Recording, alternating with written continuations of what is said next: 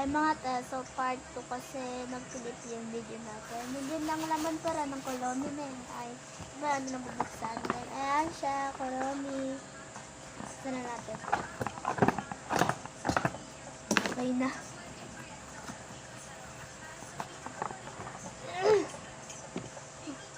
Ulit pa siya.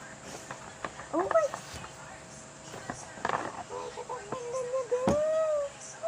Kolomi tumbler. Oh my god. It's so cute na birds.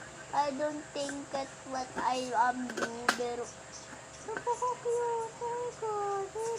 Halatang yung ba siya pero okay na okay pa siya Okay, so para matunin ako. Oh, ganito pala siya tiyo. Yan. Ang cute ko. Oh my god. Ang galit ko. So, Mananarin kayo sa labas or mga mystery kasi mga magaganda lagi na ako. Tulad ng picture frame and then Kolomi tumbler. So, tara. Balik na natin.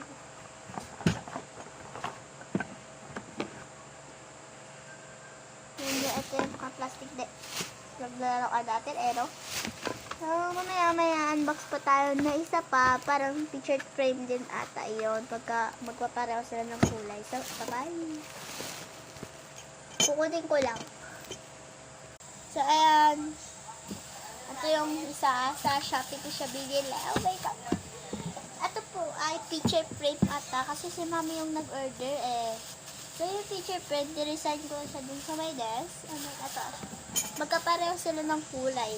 Hindi ko lang talaga inaasahan na yun lang din talaga yung matatanggap ko. As in, first time na gano'n. So, picture frame din ata siya. Sabi ni mami, picture frame daw to. And then, sa Shopee niya daw binili. So, ayan. Bull na naman. Hindi natin mabuksan. Ano gagawin natin? Try natin siya gantuin. O, diba? Napaka-ano niya. Tignan naman kasi, oh. Diba? Ito, matatapos na yung oras natin, kaya bilisan natin. Ang kapal ng plastic. Nakikita ko na. Okay. Oh, malapit na. Matapos yung video. Okay. Chevron siya. Yan, di ba magkapareho lang talaga sila. O, di ba? Ayan. So, bye-bye! So, ayan, ito yung mga nakuha natin.